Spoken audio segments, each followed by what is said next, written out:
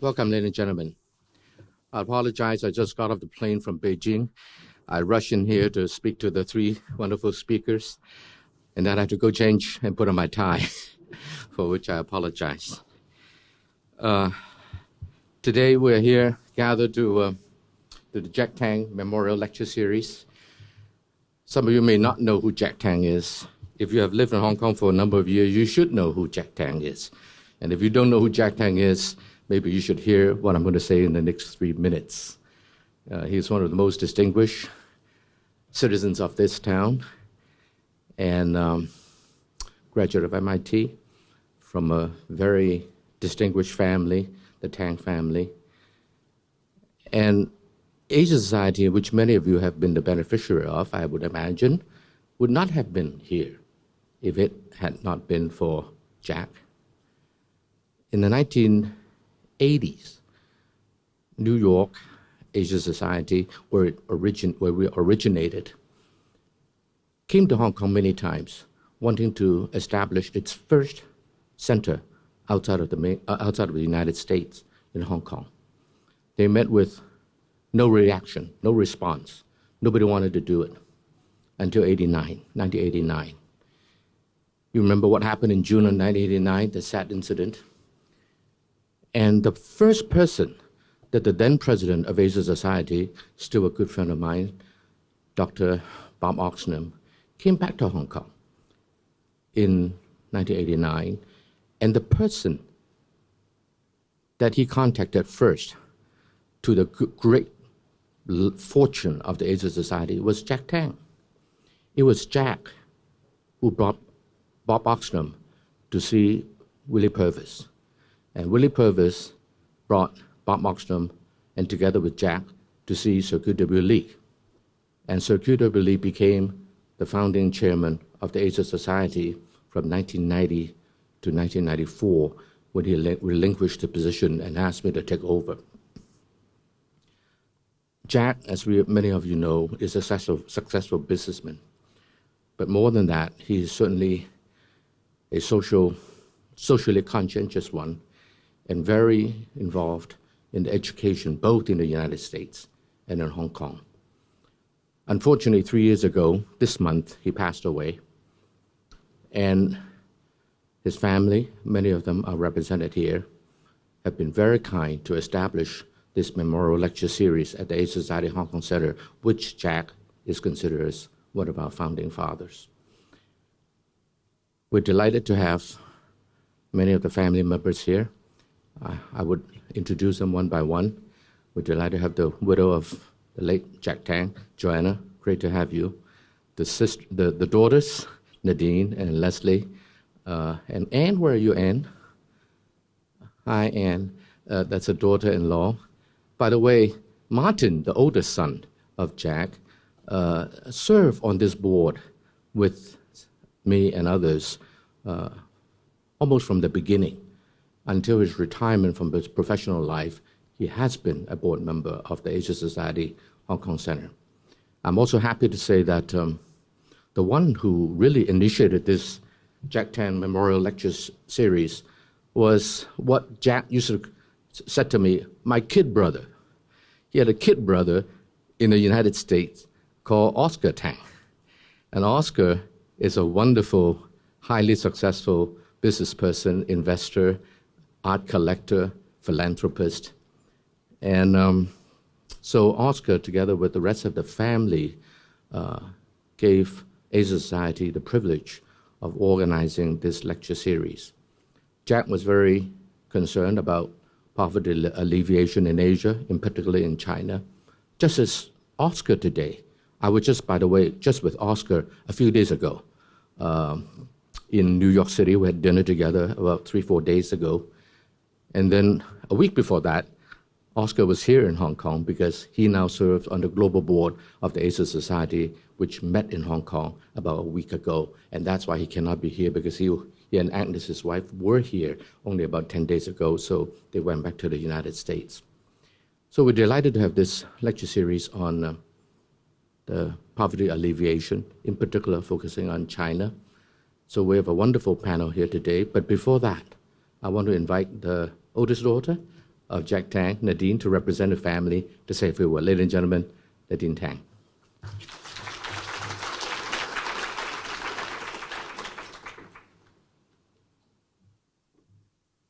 Well, thank you very much, Mr. Chan. It's been, I've heard of your name so often over the years, and my father was very proud to be a member and founding member of the Asia Society.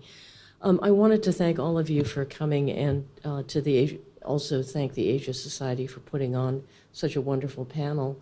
I think Mr. Chan said that my father was very concerned about poverty alleviation, and those of you who did know him know that of his many qualities, two of the things that stand out were his desire to give back. When he became successful, he became very interested in wanting to give back to those who didn't have the opportunities that he did. And the other was that he was an incredibly curious individual. And Joanna often talks about how he loved talking to people and learning what they had to say. And so it's with particular pleasure, and if Dad was here, or maybe he is, looking forward to listening to the panel, and I know he would enjoy it as much as we will. Thank you.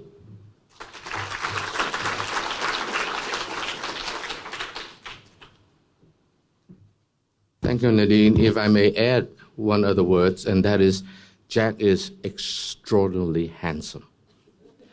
He is tall and handsome. But that's not a quality that we talk about too much, but nonetheless, it's a fact. Anyway, we're delighted to have three great speakers here today. Can I invite them on stage right away, so that we can begin? I will not introduce them one by one. I think it's all in the brochure that you received. So please, just welcome them to the stage.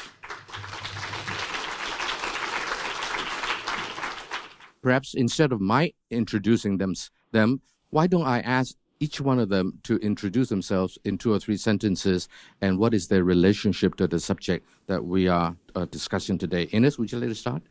Sure. Is this working? Yeah. Yeah. Good evening, everybody. Thank you so much for coming tonight. My name is Ennis Kemper.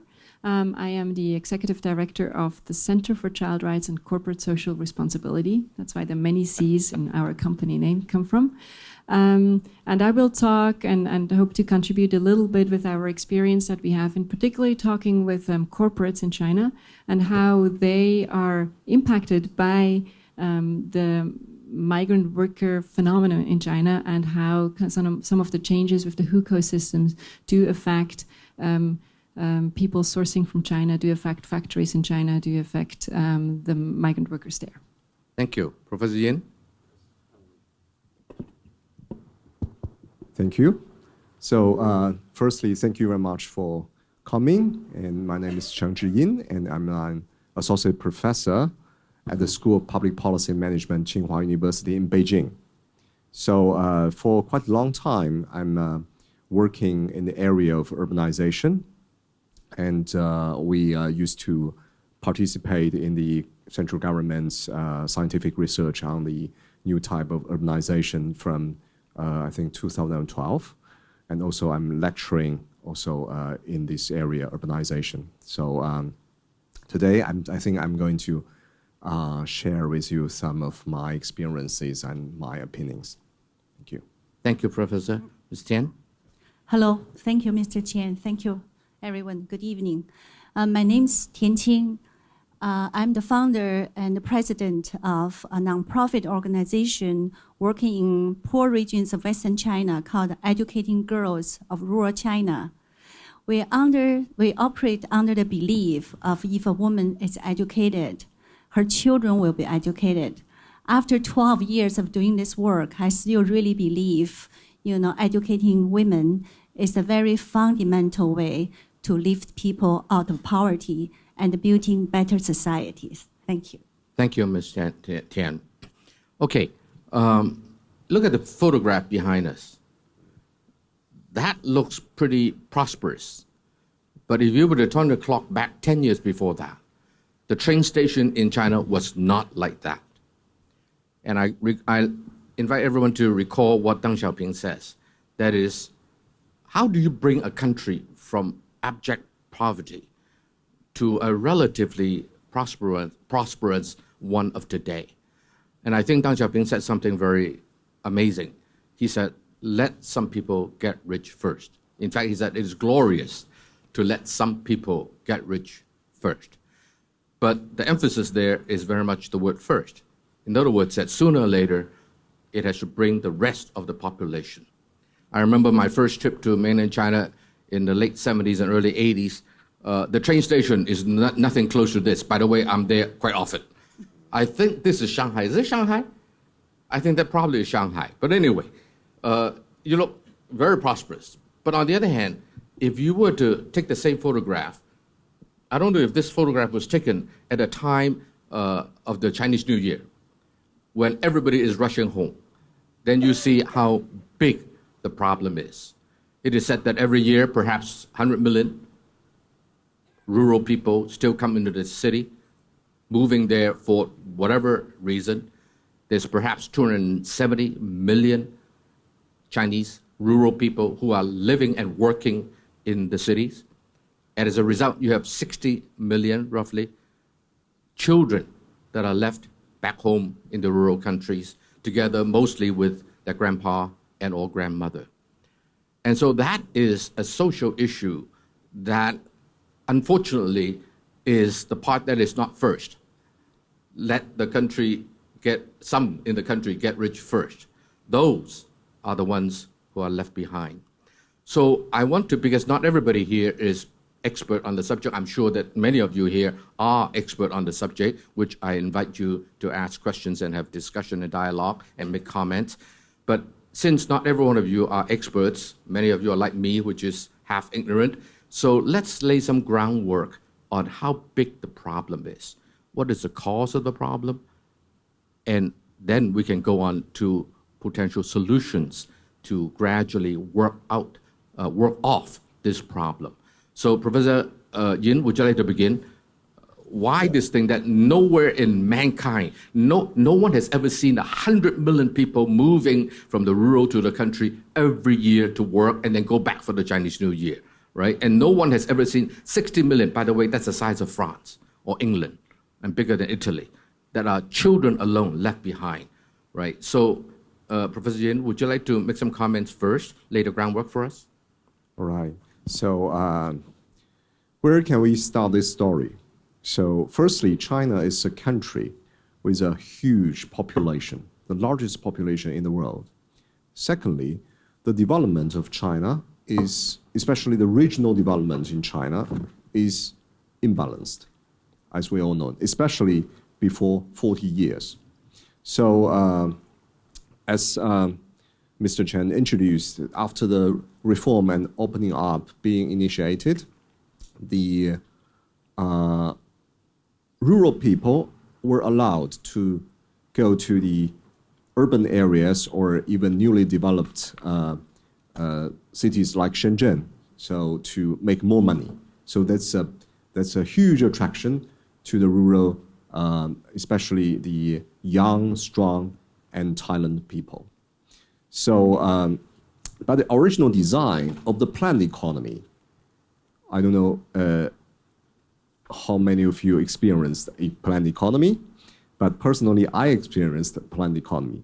Planned economy was an idea that everyone has a position. So all the welfare and investment should be designed according to this position. So that creates this problem because the market economy, the migrant workers are working now in cities, but their original rights of welfare, like the education of their children, still being left in rural areas. So it creates this problem. And now, because the government is realizing this imbalance and the new policies are developing, try to fill this gap and provide the basic public services to both migrant workers and the left-behind children in rural areas. Let's see that the future, I think it could be a great improvement in the coming a few years. Thank you. Ines, would you like to add something from your perspective? Yeah, I mean, just to the basics, I'll stick with the basics. We really, as was explained, so we have this huge number of migrant workers leaving their hometowns. And I think originally I was really thinking I'm going to leave for 2-3 years and then I make some money and I come back. And that's not happening normally because their families become dependent on that income. And so from the 2-3 years that they were planning to go away quickly, it's becoming 10 and 15 years. And so it has contributed to this phenomenon that we have families that basically, or children that grow up entirely being separated from their parents for most of the time, with the exception of Chinese New Year and a couple of days. We now have in the factories many migrant workers who are second generation of that phenomenon, so they grew up without their parents, and now sometimes they're young parents themselves in the same situation, and their children are with parents that they themselves didn't really know. So creating this kind of really big challenge and giving the big numbers in China in terms of population, the big numbers of this movement, it's just becoming a big social challenge for China as such. And as we said, and we can talk about what it means, the changes, because also from our perspective, looking at foreign companies sourcing from China, the fact that China has become the factory of the world, it was largely based on that fact that it had this huge workforce which was readily available for relatively low salaries to work 12 hours a day. So there's a big economic system, it's not just within China, but really globally that was depending on this phenomenon actually. So what are the social implications of this entire scheme of arrangement on the rural area? And then in the city and in the rural area. What are the key sociological issues? Is it crime? Is it, education, I'm sure we'll cover later in the rural area, the women issue that Ms. Tin is an expert on. What are some of the key sociological problems to China, not just for today, but also for tomorrow? Any of you? I would say, our organization operates on the grassroots level. I myself travel to Gansu and Guizhou rural regions and visiting some of our students' homes. Those are the poorest provinces. That's right. And our university students are actually regularly organizing summer camps, particularly targeting those left behind children without parents. So, the stories are some of the children don't even remember how their parents look like. And also we talk about to provide the education opportunities in cities or in the villages, sure. But the only things, these children grow up without much emotional support and the love of the family. Even you provide a school, they're not able to do well because they're lacking of the support and the loving of the family. So that's what I've been encountered. So we are sponsoring university and high school level, but there are many children are not even able to make to that level. Even before the grade 9, it's basically free of tuition and accommodation, but the children are simply academically cannot perform, or some of the families simply cannot even afford to provide their children with basic meals. So that's some of the, yeah. Right. One of the organizations of which I'm associated, the China Development Research Foundation, actually have been experimenting on providing meals, just 2-3 meals of good, reasonably healthy meals for these kids. But I wonder if Ennis and Professor Yin would like to add something. What about the psychological aspect of it, and as well as the sociological? But I'm really more interested in the sociological aspect first, before we get to the individual, huh? So psychological. So let me provide some research findings to elaborate this issue. So it is reported that due to the case studies of life behind children in certain municipalities, it in general, those left behind children are exposing in an environment of difficult situation.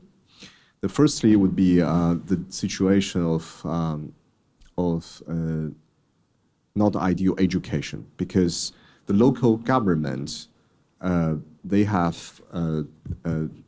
followed the structure of the education. They have established the schools for the children and everywhere. But it is found that in rural areas, those primary schools, especially primary schools, are without effective education in safety. So these left behind children, because they are without their parents nearby, then they are very liable to be injured by different accidents, like the accidents of animals, animal attack, or the attack by other people.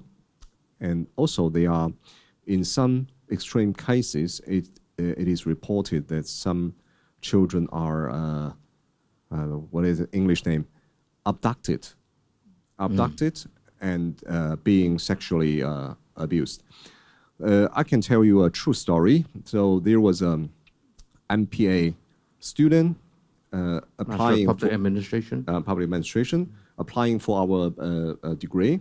And when I interviewed her, she introduced that she's working at the local government in Shandong province.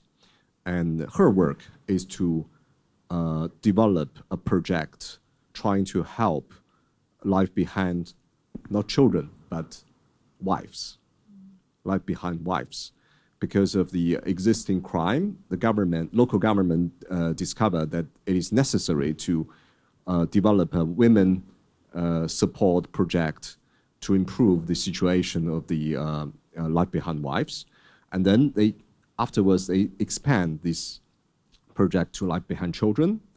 And I said, after her introduction, I said, your project is an integration of poverty alleviation, gender issue, urbanization, housing, and maybe some other, like the issues of the life behind children education. So I think you are the true sustainable development of 2030 project.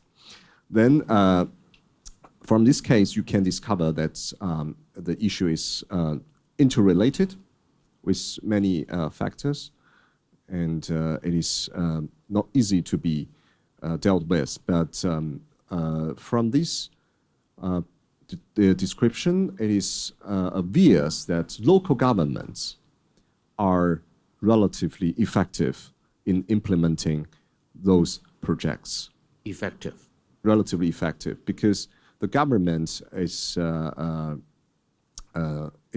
think the co-part of the project as an organizer, as a monitor, and a facilitator. But it doesn't mean that government should cover everything. Of course, they have also the input of the private sector. So that's also my interest. Ennis, what can the government do and what can the government not do, such that it needs private sector help? I mean, and you can also go back to the first question also on the sociological issue as well, right? I mean, and I'm not, I probably leave some of the government question up to you, but we'll answer it partly. So just to go back, what we see really as kind of I mean, in general, given that there are so millions of children growing up without their parents, I think it's remarkable how resilient they are and how many people, despite that, find their ways.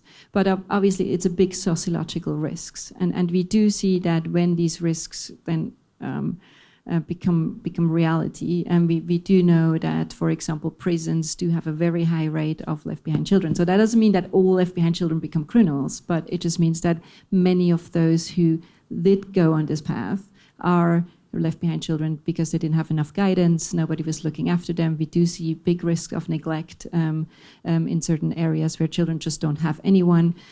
If you ever talk to grandparents who are looking after children, say, well, it was okay until they were 8, but then I just start to lose grasp of what they're doing. They don't understand what they're doing on the internet. They don't understand what they're doing on their phones. And so the problems amplify. Do they have phones? Some do. These leftover kids? Yes. something. I mean, one they have that. They do. I mean, lots of times. I mean, there are certain areas where it's still clear poverty, and we've seen cases last summer where we found a factory with a lot of basically trafficked juvenile and children workers in Shenzhen, and these children came off real poverty. But I think that in China is kind of that's not the majority of cases. The majority of cases, they eat, they sleep, they have houses, but what they don't have is guidance, what they don't have is the emotional support, and that's the sociological risk to it. We see a lot of factories where we work in the factories, so we see young workers coming to those factories, and when we talk to them and interview them and do surveys with them, one of the phenomena that we observe is that there's something, I would like say, it's a double homelessness. So they're in these factories who are these non-places. There's no history to these places, there's no community, there's no integration. But their hometowns, where they come from, where they have their hukou, don't seem to feel like home either, because it's not, for example, where their parents are. It's not where their closest family is. So they often, when we talk to those children, they feel very, very lost. You can see they don't see where they belong to in this world. And so they don't see where they're going to go to. And they're 16 years old. They feel like they're losers of the system. They didn't manage to get a nicer job, so they end up in a factory. And so it's a very strong, and I do think that's the sociological, psychological intersection where things come together. And because we have this psychological challenge through the neglect, then it can transform into sociological problems. So when we have issues in factories about fights, because they have not learned how to deal with conflict, even sometimes to strikes or real severe issues between management and workers, often when it comes down, we find that many of them just don't know how to deal with those emotions and don't know how to react in these situations. So that's a little bit of the problem. How old are these kids? You mentioned about 16. Are there a lot of them that are younger than 16? I mean, it's illegal in China to work under the age of 16. We are regularly faced with child labor. Child labor in China, though, I mean, most of the kids that we are referred to, because we do services for companies who find children in factories.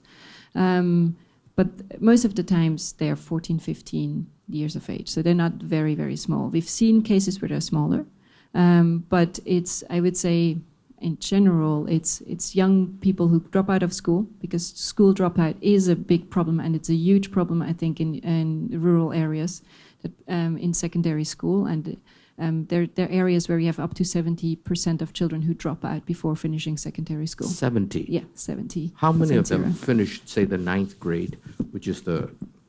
So the 70% can happen in that 9th, 10th grade. We've seen numbers. It depends on the areas, and I don't have an overall number. Maybe you have, but we really can see that while we're doing very well in China in terms of primary schooling, it really comes down after that. And so there's the big risk, and that's when children potentially end up working themselves or working as in an illegal environment themselves. But legally, it's 16 and up. Yeah. So from what you have said, at least 70% of them, in general, have at least finished the 9th grade, say. So that will be, say, 15, 16-year-old, right? Yeah. Okay. Yeah. Professor Yen, now before we go to the girls' issue, which is another huge one, Professor Yen, you want to supplement what Ennis have said? So what does the government do? What are they doing right? What are they not doing right? So it is reported by a research that due to the life behind children's issue, that so there's a 3-step of different problems. So life behind children are with least problems when they are staying with one of the parents at home. And in the middle, it would be staying with the grandparents. And the worst situation would be being taken care of by other relatives. So some suggestion would be that the government should cooperate with the new media, firstly to improve the technology, to facilitate the communication between the children and the parents, And secondly, it would be ideal to make policies of promoting at least one of the parents stay with the left behind children. Are they successful in not enforcing but encouraging one parent at least to stay behind?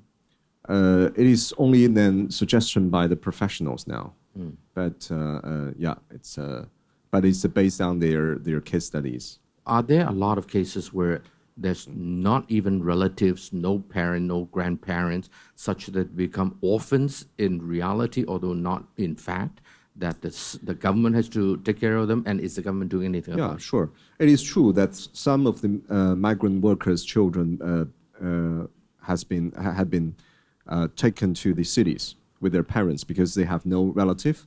The parents have no relative. They have no grandparents to take care of the children. So those children are staying in cities, and previously they were without the qualification of entering the public schools, public primary schools in cities, because as I introduced, the original design of the institution. So, but now it is made a new policy that's a very important terminology called resident permit. So That's different from Hukou. It's different from Hukou, but it is exactly related to the public services like education. So they can use it. They can use it. So hospitals. But it depends. Different cities, different tier cities, they have different qualification. So for instance, for the large-scale cities, normally it is necessary for the migrant worker to have a tax-paying record for 5 to 7 years to apply for permanent residence. But however, if a migrant worker has the relatively stable working position, occupation, and relatively stable living places, they may apply for resident permit. So that's relatively easier. And with the resident permit, their children could be accepted by the local, and that means the urban primary schools to educate. So that's a great improvement in the past 3 years of the original Hukou system. And it actually is opening a gate to the migrant workers' children when they have no possibility of staying at home. Ennis, you want to add something? No, I think this is a very important point, and it's really something that adds to the changes. I think, for one, we see more and more parents, migrant parents, that really find it very important themselves to be with their children. So they're looking for ways to be with their children. And I think this kind of awareness and understanding has really increased. Where maybe a couple of years ago they just accepted it. That's like May Banfa, we can't do anything about it. May Banfa. No way. This has really changed. So many parents really looking for a way to change that. And with these new regulations, particularly in the third, second tier cities, where in some places, like for example in Zhuhai and many places in Guangdong, you can get the residence permit after 6 months of working in one place. So it's a fairly short period. And then you can get this permit, and in theory, it gives you a lot of rights that they didn't have before.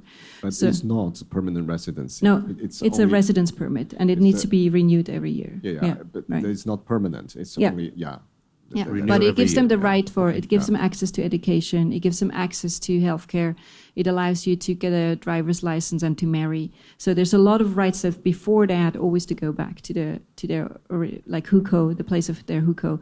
They can do that now. And we see that brings a change to the environment where we're working at. It brings a change to these industrial areas where we have lots of factories. And before there were just these single people, maybe married people working there. And now there start to be children there. There start to be families there. And so that obviously also creates a whole range of new needs, because these places weren't set up as communities and family places and schools and childcare and playgrounds. They were set up as people come here for a couple of years to work and make some money. And so we see a big change in that, and obviously that also changes what is requested or what we think, for example, the private industry can contribute to this and support the government in what I agree is a very, very big open door that has been opened that probably will bring a lot of very significant change to many migrant workers. My next question is on whether the city's infrastructure can handle it, the institutional infrastructure. But for now, let's focus for a second on the Hukou system, because it is on our title. Does that tell us that the Hukou system is now on the way out? Do you expect it to be on the way out, or do you think that it will stay just that with modifications? What do you think is the central government's idea about the Hukou system? Any of you? Ms. Tin? I think the Hukou system has been started in the very early in 1950s, and always had a Hukou, actually. And in the last 20 years, had a few stages of reform. The very, if I'm wrong, you'll correct me. In the last reform was in 2015. So that's what just like Ennis and the professor talked about. So this is the Hukou. But I think this is really is the central government's control in a way, won't let things out of their hands. I think the Hukou system will still be lasting for a long time, but at a different stage, probably will adjust the need and the situation to reform. What do you think? Well, I imagine that in the cities, it is a lot easier to account for people. And now 55% of the population of the 1.373 billion are now in the cities.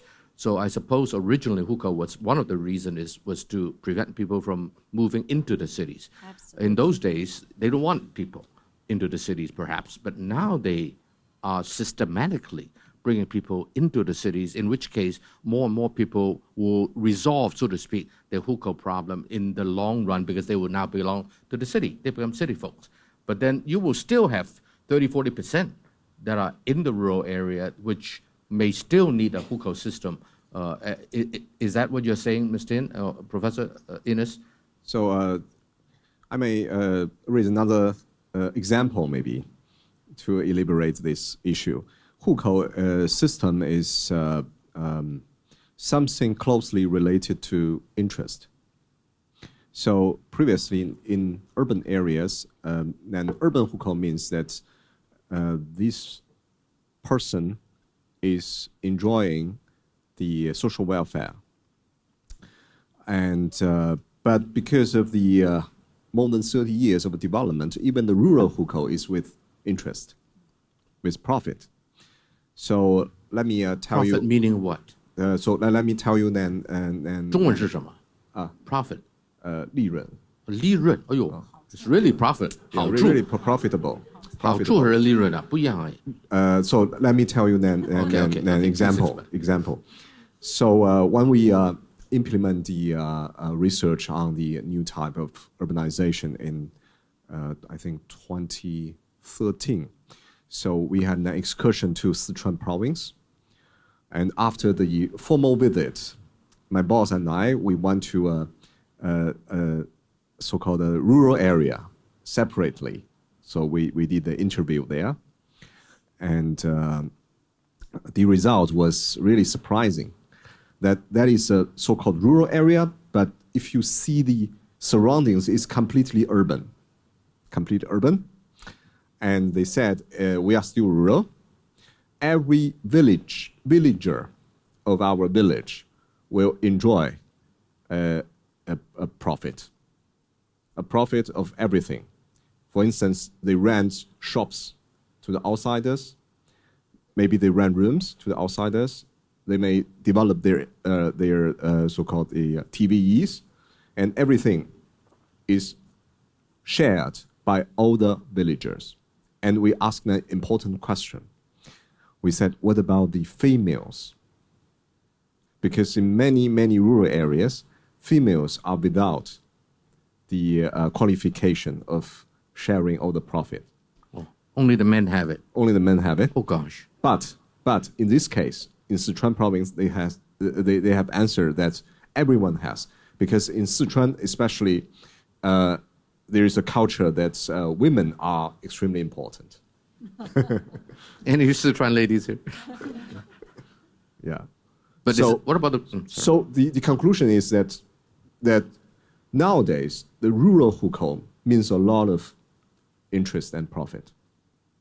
For instance, another example would be the village next to Tsinghua University, the famous village. Is there a village next to Tsinghua University? Yeah, it's urban, completely urban, with skyscrapers and so on, with all the modern malls, but they are rural, theoretically. By government definition. From land use point of view. Land use. And from the ownership point of view, because that's a collective ownership. That's a collective ownership. So anytime, if we would like to cooperate with the village to develop everything. So, for instance, we want to rent the offices, or we want to exchange some land to develop something, and we need to negotiate with the villagers. And normally they will ask for a lot of, So we understand. So that's something different from the common sense that rural areas are poor. Actually, it highly depends on where the village is. Okay, so is that rural area next to Tsinghua University? By the way, I want to be part of it because you can share a lot of profit. Land is very expensive there. I understand. It's very expensive. Yeah. It's called the center of the universe. Right. The famous Wudaokou. Wudaokou. Okay. Yeah. Now, 45% of China's population is categorized as rural.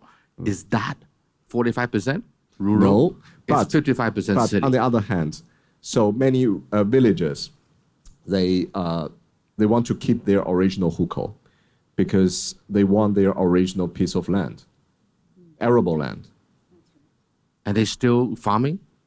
Some of them still farming, but normally only the senior. Oh. The young people, so it depends.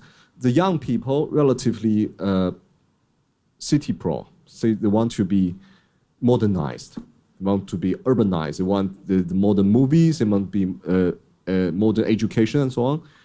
But some of them still want to keep the original lifestyle. So their ancestors' land, their ancestor piece of land of housing, they want to still watch their ancestors' tombs.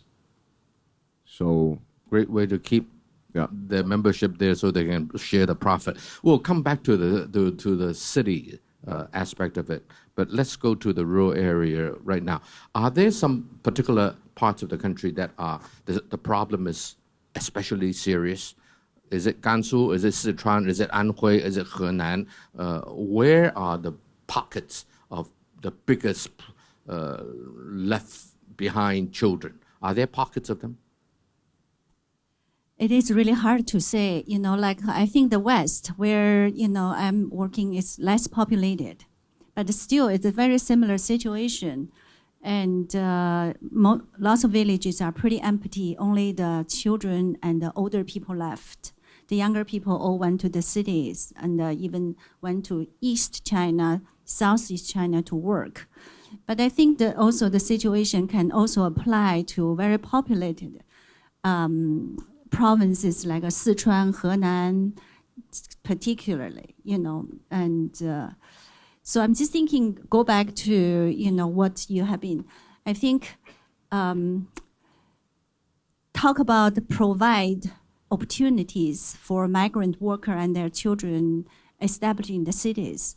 I think, to me, from what I know, it is very, very difficult and very almost impossible, because they may have a place to live and stay in the city. The children may have a school to go, but they will never, ever feel is part of it. And they're always created another class in the cities. There will be always second-class citizen.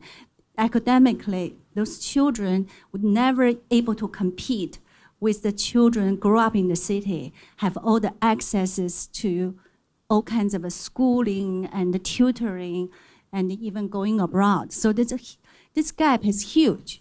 And also we talk about, sometimes, from my experience, all the students we're sponsoring over the years, of course, it's all from economically humble background.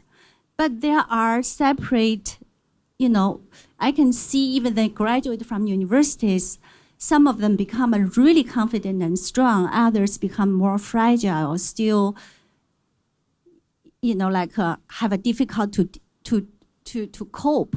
It's also so much depends on how they were being, their parents' relationship, even from the same kind of poor family. Some of them, the mothers are being abused, or they're themselves being abused, or compared to even poor, but they're relatively in a good, stay-together family. Those kind of children grow up, have completely different behavior or psychological strength to deal with the situation. So I think, if young children suddenly being removed from where they know they grow up with their grandparents and in a big urban environment, even though they have a school to go, but they don't feel their roots is not there. And also down to the bottom is really educating the parents. So how they are making those decisions. Also being the government policies thinking about at least one parent stay with the children at home, the other one going to the cities to work. I think it's going to hiding another disaster.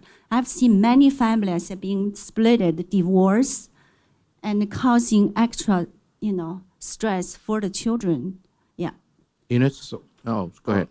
So only one sentence. So it reminds me of something. So I think the midterm or long-term solution to all of these problems would be a highly developed and balanced urban network, nationwide. Urban network. It has been studied for many years that what would be the hubs of this future balanced network. And there has been also many applications of the development of national central cities, so-called 国家中心城市. So, and I think recently it is enacted that some cities have been awarded as a future national central cities. So I think Can you define that for us? What does it mean by a balanced network? Balanced network means city? That it would be no necessity of a person to go very far away from the home to work. Maybe he or she could be in the neighboring cities, municipalities, to earn the comparable high income. So, for instance, let we talk about Canton, Guangdong. So if we think about Foshan or Shunde, so there's no such a difference. So the idea would be nationwide, we have a balanced network of cities. So how many of them total in the country estimated, projected? 300? 300. Around 300. So, but of course, it's really difficult. And I think the realistic solution would be, firstly, develop the new national central cities as a foundation of this balanced urban network, and step by step to use them as a growth pole, and then to develop the smaller cities. Well, as far as I know, there's roughly, 90 cities in the country that has 3 million people or more, or maybe 100 that are 3 million or more. So if these cities, there's 300 of them, then these cities are really, you're talking about anywhere from 1 to 3 million people each? So Actually, the newly publicized plan of the national central cities would be very geographical. Will be very geographical. So yeah, every region, yeah, every region should have at least one national central city. What is it in Chinese? National Chinese central city? 国家中心城市. 国家中心城市. Okay. Okay. So, for instance, in the northeastern region, it would be Shenyang, and in central China should be Wuhan, and so on. So, those central cities could play a vital role to the future development. Okay. Yeah. Innes? No, I think it's very good that we talk about the kind of solutions and maybe coming a little bit. I think this is a very and I agree with you. That's probably the plan that will have to work eventually to solve this. In more short term, I mean, the thing is that right now China is not entirely a planned economy anymore. So there's a lot of natural behavior from companies. I just recently saw a promotional video of a French international beauty company. I don't think it's public, so and they were kind of making this promotion about how they are moving two of their factories towards some of those cities more inland in order to allow workers to be closer to their families. But knowing that this company has probably 500 suppliers, I thought it was a bit ironic that they make this big story out of the fact that they're now sourcing from two factories inland. So there's probably will have to happen a lot in terms of economically and access to the trades and logistically, etc., that more companies will do that and actually use those cities as. But it's obviously, I think, in long-term changes in production, automation, etc., will change it. But just to add a little bit less, probably I don't know, more positive experiences. We have. Recently worked with a factory last summer.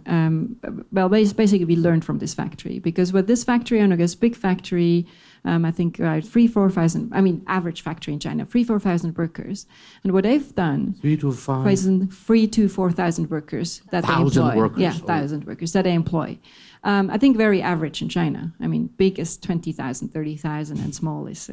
But so what they've done is the owner really had this really strong feeling that he wanted to support his workers more. So he created this school and kindergarten inside the factory. So whole area of the factory is school, kindergarten. This school, I mean, so parents pay something like 400 RMB as school fees. Per month? Per month. But that's comparable to really very average migrant schools. That's so that's really something they could afford. The one condition to be in the school is that you're an employee of the company. The school is now has over 600 children from the age 2-3 to the whole free primary school. It's such a strong school. I walked through the school. I was blown away, literally blown away, how they managed to set up this school. They've got a bilingual education system, and it's actually, they have waiting lists now. Bilingual, yeah, Chinese, English. And English. And English. So those kids, so this is now one of the most respected schools in that area. It has helped families to really register there. They have moved there, they have bought their houses, they really started to be there. And they could show with the statistics on the schools the children went to. And these are all migrant children. But the schools they went to for secondary school were the most highest valued schools. Those schools were looking after those children coming from that school because they knew these kids had especially good education. So just as an education where somebody just make the huge difference, I know it's 700 children, but and this is a corporate, and this works, there is a business case for him. He has more loyal workers, he has better retention, and so it worked for them. We've seen similar stories of factories now creating after-school centers for migrant school children, where they have teachers looking after them, supporting them for their schools. And I do think, I mean, I see that obviously, I don't totally disagree with you that it's very, very difficult for them to integrate. But I do think there's things we can do in the meantime, while we are waiting for probably a different kind of system to develop, that there's things that we can do in the meantime to create more opportunities for many of the migrant children and kind of put them out of this circle of of poverty or being underprivileged. And so, yeah, so just some positive examples here. What province is this factory slash This school? one is in Shandong. In Shandong. Yeah. How can we duplicate this? Yeah. Yeah. So what we're doing right now is that we're encouraging factories to think in this direction, because what one big challenge, business challenge factories has, is retention. So the turnover amongst particularly factories and low-skilled kind of work is really, really high. It's in high areas around 30% a month. And in average, it's close to 8-10%, and even that. So you have 2,000 workers, 10% leave every month. You hire more than the whole workforce over a year. It's extreme costs. It slows down your efficiency, etc. So there's a real business case here to have factory managers and owners think about how can you actually create systems or support your migrant workers where it really, really counts. And one thing we see. Their children's education, that's where it really, really counts. We've last year done a pilot with 6 factories to start create what we call child-friendly spaces in factories. They call what? Child-friendly spaces in factories. Challenge?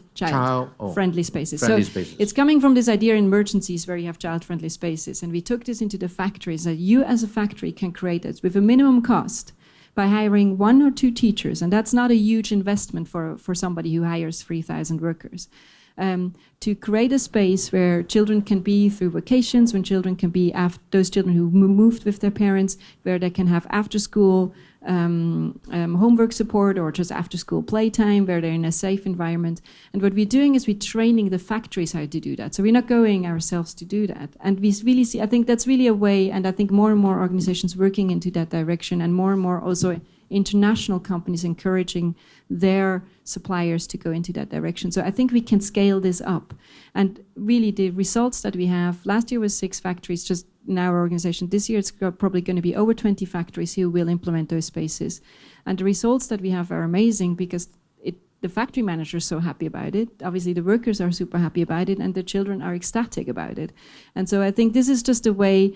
And that really is, I think, very much also in line with the changes the government is taking right now, which is also encouraging. The government has issued a plan for child protection and support last year, and they've really encouraged private industry to become stronger in supporting child services and child protection. And I think it can take some of the weight of the government, who just has no way in a very quick time to create all the infrastructure and daycare centers and schools that would be needed in order to end this situation very quickly. Do those factories own the school and run the school? So in this case, they own the schools, okay. Yeah. After-school centers normally are not set up as a school, because they don't get in the education business, they cannot get fees. So some factories go down that route. It's a bit a longer route, but these child-friendly spaces are very easy to set up. There's a couple of things that they need to consider to be legal, but it's not a school, so there's no school fees, there's no criteria. I'm more interested in the school part. The school part. In this case, yes, the factory owns the school. Right. I mean, they have built a brand almost on the school. They built a brand, yeah. Right. Yeah. So do you think that in the long haul, should each factory run their school, or is there a business case that somebody here sitting in the audience may be able to run a chain of schools? Yeah, I mean, so in the cases where I've seen, the business case came from the fact that it created employee loyalty and satisfaction. There was no business, the factory didn't make any money. We actually did help them to look at kind of what is the impact. So they didn't make any money from the school. So that was not a driver for income. The driver for income was the fact that it was the loyalty of their employees and the fact that they don't basically have to look for employees anymore because the employees are coming to them. So there can be NGOs, for example, that runs those schools. Yeah. Yeah, it's not for profit, right? And I think it might not be the long-term solution saying in 50 years, right? It might be something that when the government becomes stronger, when this plan works out and we have this greater balance, that it won't be as much necessary for the private industry to have those services.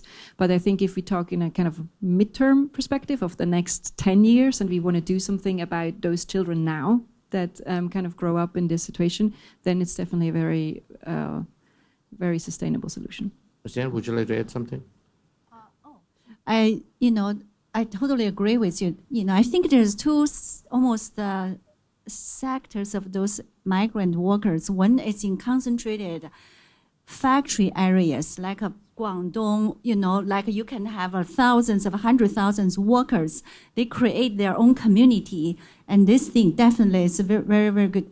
My concern previously I said is somebody, work in the restaurants, like nail bars, and construction sites in the big cities like Beijing, Shanghai, and other. They are spread it. It's very, very hard for, this community. Beijing certainly doesn't have Shanghai a factory of thousands of workers. It seems like still hundreds of thousands of them, probably millions of them.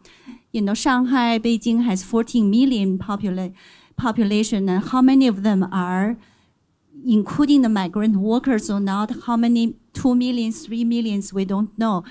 But this community is also a big community. How they can, their children can create their own community. That was, in those cities, it's very easily, this part of a population really become a separate class, separate, very hard to integrate. So that's. Professor Yin, how about housing in the cities for these migrant workers? You did some research on it, I think. Is that an issue, or is it now basically have a way to solve it already? It is an issue, but it's not the issue only of the migrant workers. That's the issue of all the migrants to those metropolitan. So the existing researches show that because of the price, the housing price in large cities is going up, then the migrant worker have to move far and far to the suburb of larger cities. And on the other hand, that for instance, in the so-called first-tier cities like Beijing and Shanghai, a lot of young talents would like to stay to work here. So previously, it was said that the graduate of Tsinghua University, more than 60% or even 67% of the graduates stayed in Beijing. So it's actually not the intention of the university. University is always encouraging them to serve in the so-called the frontier of the national development. But in fact, many students would like to stay. So those large population of young people, they would like to have their own housing, but it is obvious that it is not possible to buy an apartment in cities. Therefore, nowadays, there are a lot of business for them. Like, for instance, like in Beijing and Shanghai and Shenzhen. So there is a company, it's run by the original HomeLink. So that's maybe a part of the HomeLink. It's called Z-Room. So they are offering a service for the young customer, and they get the rooms from the apartment owners, and they renovated them, and they just rent them to the newcomer. But they will serve as a housekeeper, and they will serve as the manager. So for the house owner, it's safe and it's clean, it's under control, and for the newcomer, it's relatively comfortable. So that's an example showing the situation now.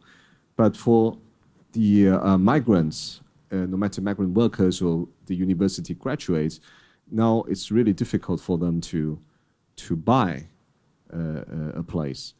Well, that's a different issue that I don't think we're going to resolve here. But anyway, can we now open to the floor? I'm sure there's a lot of experts here. You're welcome to make comments as well. Just make them crisp and short, if it's okay. Or if you have any question addressed to which of the speaker, also mention it or just to anyone. The gentleman here in white, can you pass the mic? Thank you. Sorry. As expert Tian said, I'm the separate part from Beijing. I'm a local Beijinger for more than 300 years. Wow. Yeah, my family came to Beijing with Nur Hachi, do you know? 哎呦，所以you're 满族人啊？ Yeah, I'm you're the Manchu. Yeah, I'm the offspring of Manchu, and one of my ancestor became, how to say, level 4 civil servant in Guangxu dynasty. Yeah, we are like some family. We have some tradition to be expert and to be rich, and we are separated from the mainstream of the society, and we are too native to how to say, to leave Beijing, to leave Peking. Yeah, like I'm the only one to leave Peking to study or to work. Yeah. In Hong Kong? In my family. You live in Hong Kong now? No, yeah, I'm the student. Yeah. Student. Yeah. So what's your point? We are native. Maybe my family is too native. Yeah, we are natives. The reverse problem. Yeah, we are natives, but there is a lot of migrant workers who came to Beijing. Like you can see, the background is Beijing South Railway Station. I know it too familiar because I traveled for many times, and we love to see the restrictions of Hukou.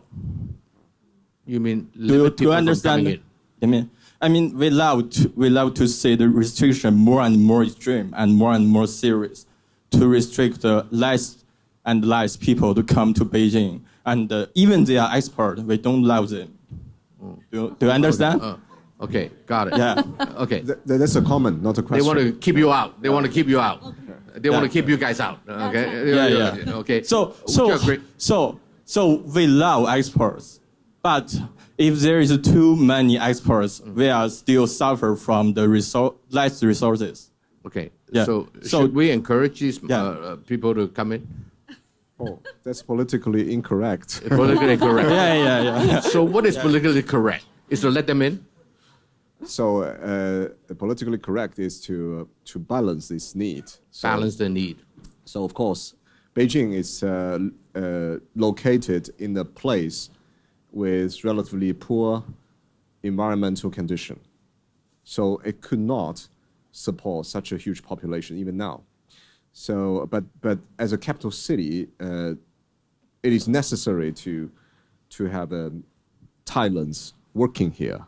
So in this case, it must be a balance between the environmental capacity and the need. Yeah. Do you see a lot of local people, such as this gentleman from the Manchu dynasty 300 years ago, resisting the migrant into the city? Are you seeing a lot of that?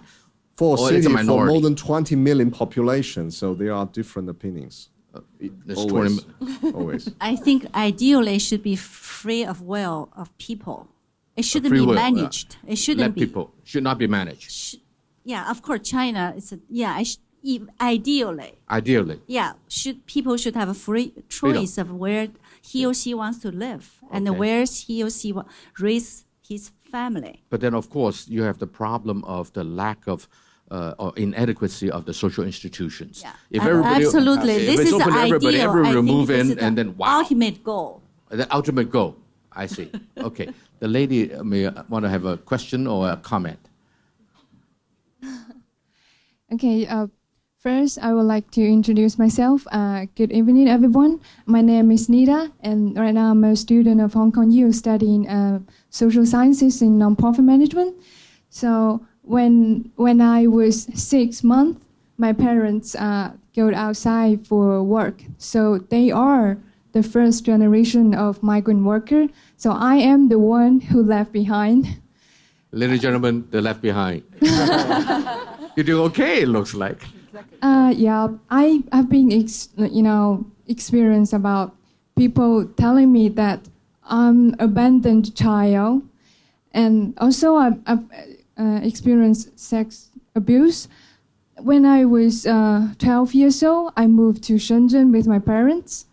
My parents, they are migrant workers, so they start a business in Shenzhen. They are also hiring migrant workers, and I think they are doing a good job.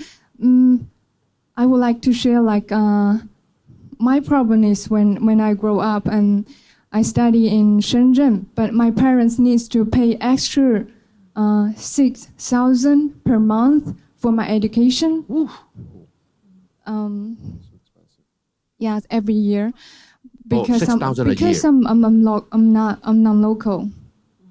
I'm not a resident. So the problem is happened when I having Gaokao, the entrance, Matriculation test examination for college. Right? I had to back to Hunan province because my hukou is not in Shenzhen, so my parents need to pay like 100,000 extra to move my hukou from Hunan province to Hukou. No, cannot do that because they have 3 child. So they moved the hukou into the Huizhou. Guizhou. Yeah, Huizhou city. So for this, Guiyang. yeah, for this time, so I can have the test in Guangdong province. And that's how you got into Hong because Kong Huizhou University. belonged to Guangdong. Oh, okay. Huizhou, yes. So I had to study 4 years in high school. So my parents, they are they're getting older, but they just pay the social insurance for like only 8 years. They cannot get the allowance when they retire because the policy. Those are the problems we face. Right, thank you. Thank you for letting us have a live case of the issues that are faced. Okay, I have a question. Can I ask? Okay, be quick. Okay, we always saying that 寒门难出弟子. Like poverty children cannot Do better. be. Cannot be. I mean, they have this question. So I have this question too. Is there any suggestion for us, like for those 寒门子弟? Oh, I always say publicly that poor kids have a better chance of success. And I think I have, now obviously it depends on, whether it's a psychological situation or not. But many poor kids actually turn out, history shows, every bit as successful as the wealthy kids. Depends on whether you're on individual cases or societal cases level. So I suggest, young lady, that forget about it. Just do your best in whatever you are doing, such as studying, and you will succeed. And then you can hopefully help others solve the problem, right? Edith, you want to make a comment? And then this lady in the front also. In front here, please. Both, Edith and then the lady behind. Fascinating discussion. We're coming up next year on the 40th anniversary of the economic reforms, which means that there are older cohorts of children, of migrants' children, who have grown up in broken homes. My question is, are you looking at the demographics of those older cohorts, and what sort of support systems are available for them?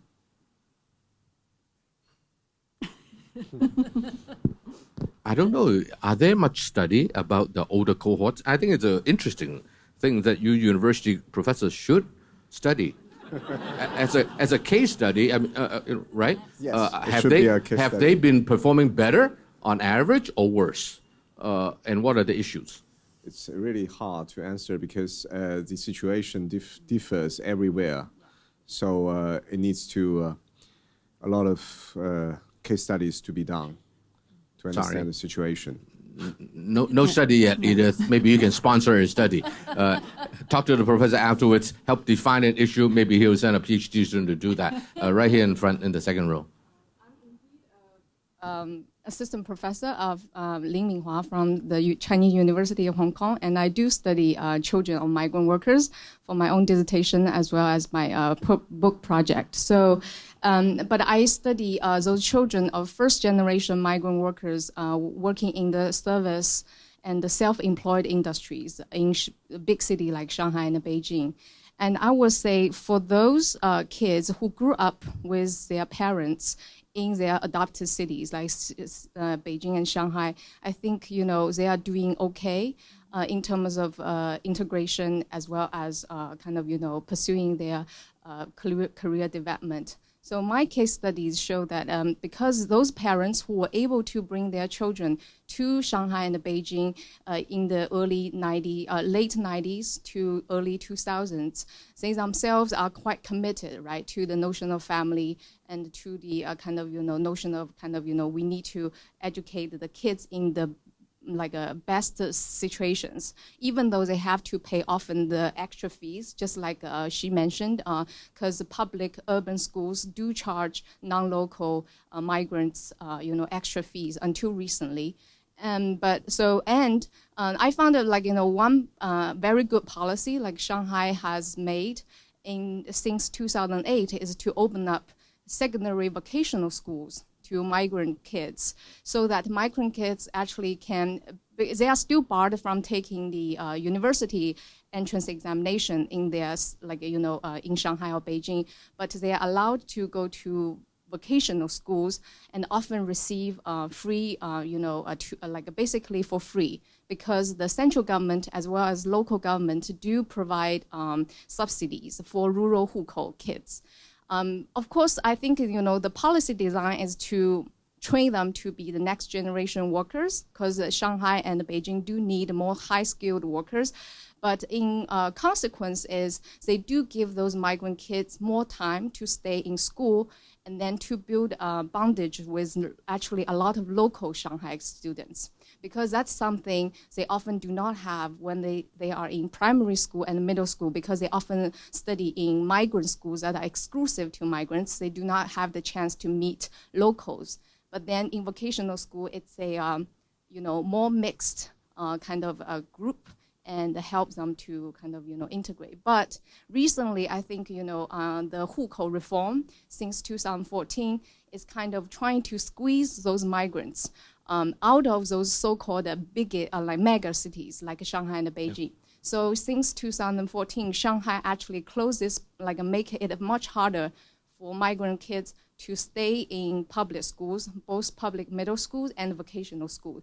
So now I see a lot of those younger migrant workers are sending their children back to their registered hometown because they see there's no chance to move upward. So these are high school students, ready for matriculation. Yeah. So I think this is really a backward policy. The whole argument about Shanghai and Beijing not capable of holding those migrants and saying that it's overpopulated, the resources will be exhausted, is a myth. It's an urban myth. Recent studies just show that Beijing only developed very small amount of land for real estate development. Actually, it's a huge amount of land reserved. So the whole argument that Beijing is overcrowded actually is not true, because if you only look at the urban core, yes, it do look congested during the traffic hour. But if you look at the suburban districts, where actually a lot of migrant workers concentrate, actually is quite scarce. So it's not that populated.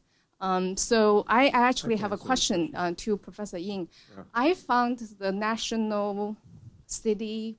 Central city. It's quite ridiculous, actually, to me.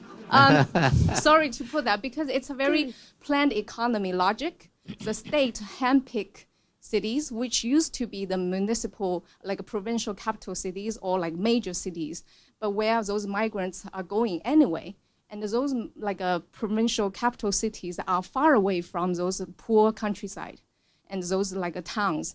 And so even you develop 300 those national cities within 50 years. Not 300 national cities, but 300 equally balancedly developed cities. How could you do that? That's my question, because the reason why the East Coast developed so fast, right, and the migrants tend to concentrate in the South and the Southeast is because there are capital, there are demands. We know that. So how do you do a very planned economy kind of plan in a increasingly market, like capitalist market economy? Yeah. Professor Jian? Good. So firstly, I'd like to answer the first question of you that Beijing is called so, how to say, is not so densely developed, right? That's your comment. No, it's not true.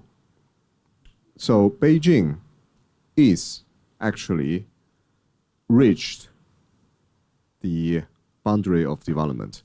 The reason is not because of the land use. So the research you mentioned, it's only focusing on the land use. But the problem is the complete ecological system.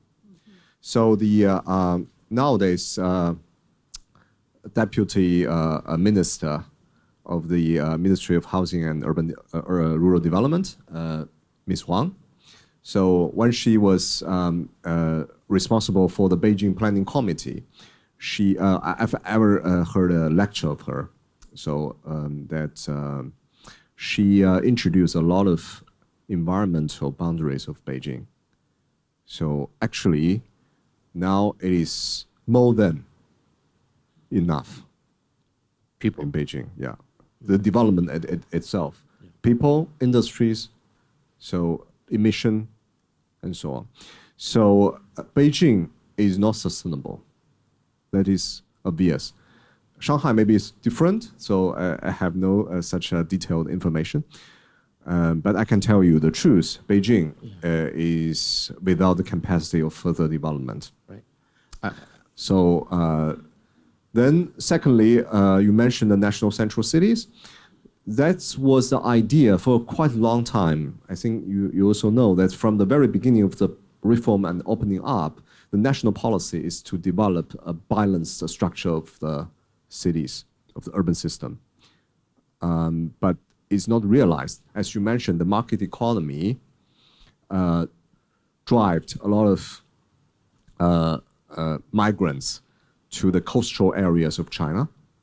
But that's the result of the early age of our development.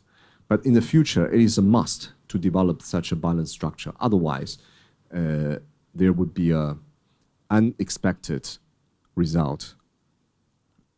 So we have no choice but to move west to the central and western part. So the corridor, so the corridor design by some experts would be along the railway and the Yangtze River. So but it's not the official opinion, but the some experts' opinion written in our new urbanization report. So the idea would be that Wuhan, Chongqing, and Chengdu would take some industries of Shanghai, so-called the relocation of industries, and Zhengzhou and Xi'an would take some functions of Beijing. So that's the idea of the experts.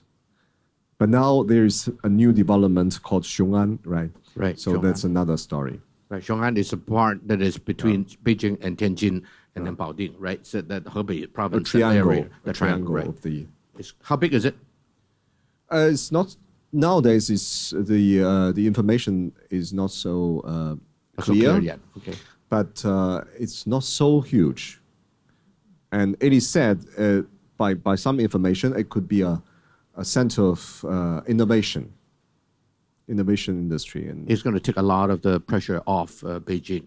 But that's not only place. For instance, the Wuqing district of Tianjin now is also taking some functions of Beijing. Right. Okay. Yeah. Time is up, okay. but nobody's moving. There's a drinks out there, so feel free to go back and grab a drink if you wish. But I'm going to let this go a little bit more. There's a lady at the back, next to the last row. Yeah. Yeah. Hi, thank you.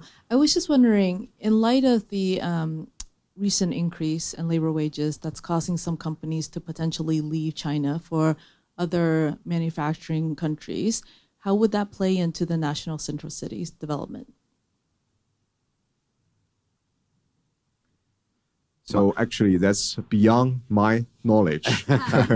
So, but personal opinion would be that the future of China cannot depend on the foreign demand.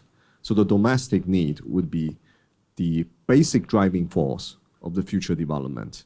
But of course, now the problem is that the real estate is attracting so much resources. So in the future, it must be changed that the domestic need should be stimulated.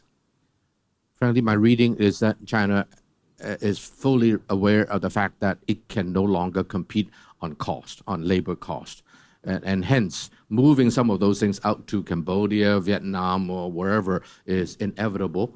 And frankly, China has to just go up the value chain in terms of its manufacturing, just no other choice. So now everyone is expecting the development policy of Xiong'an. So that could be a new model of the future development. Okay, one or two others over there. This looks like students. Either one of you, a lady and a gentleman. I don't care which one of you. Oh, right, in front, yeah. Thank you. Hello, everyone. I am Fu Yao. I am a PhD student from the University of Hong Kong. And before I ask a question for three speakers, I want to say I'm so grateful there is no Hukou system in Hong Kong. Otherwise, the gentleman in the white suit and I may not able to be here study in Hong Kong now. So I'm so grateful there is no Hukou system in Hong Kong. And I think why we cost time to discuss Hukou in China, because Hukou system in China is related to the resource, the inequality of the urban-rural resource. Why so many migrant workers, they move to the Beijing and other urban cities? Because there is no enough job opportunities in rural areas. Why they sacrifice their gathering with their children? Because they want to fight for a better education opportunity and the future for the whole family. They want to give their the offspring upward mobility. And going back to the Hukou system, I want to ask three speakers. We know that China has a Hukou reform recently, and I think the migrant workers can benefit from it, but we know there are two kinds of migrant population in China. One is the migrants, they with higher education level. They graduate from the university and they stay in big cities. And another is the migrant worker, the real migrant worker with lower education level and lower economical status. So for them, I wonder, in your opinion, how the real migrant workers, they can potentially benefit from the Chinese government, the Hukou reform. Thank you very much.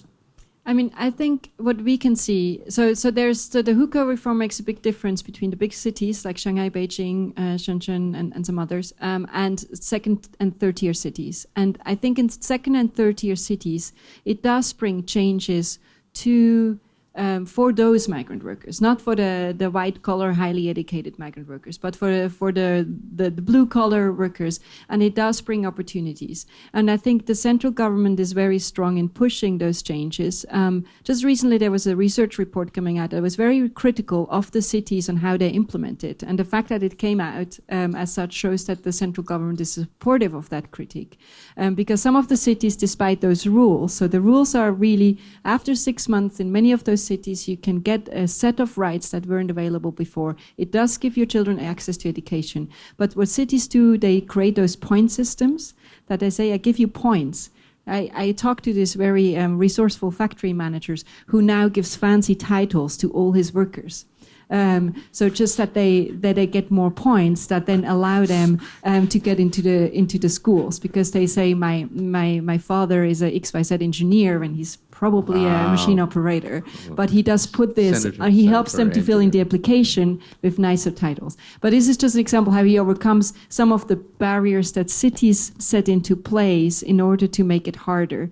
But I think there is a push towards cities, and we've seen, I just seen a research report from Wuhan, And I think it was a research, so they made a research amongst their migrant workers and how well this new residence permit works and whether it's appreciated and what the challenge is very, I was impressed, honestly, by the fact that there is this research and that they publish it, and they publish both the critical perspectives but also the positive outcome, obviously. And it was clearly, I think, a message of the city to show, look, we're implementing this, these are our challenges, but this is what we're doing. So I do think there is in those cities some positive development that really the workers can have.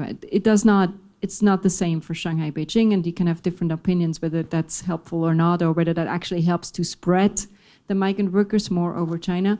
But I think it's not all dark and sitting back. I think some of those changes really benefit the blue-collar migrant workers. One last question, the young man. Would you like to still ask a question?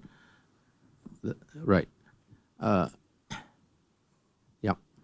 Thank you, Mr. Chen. So I just have a quick sharing of a point made by Professor Yin about the rural lucrative hukou.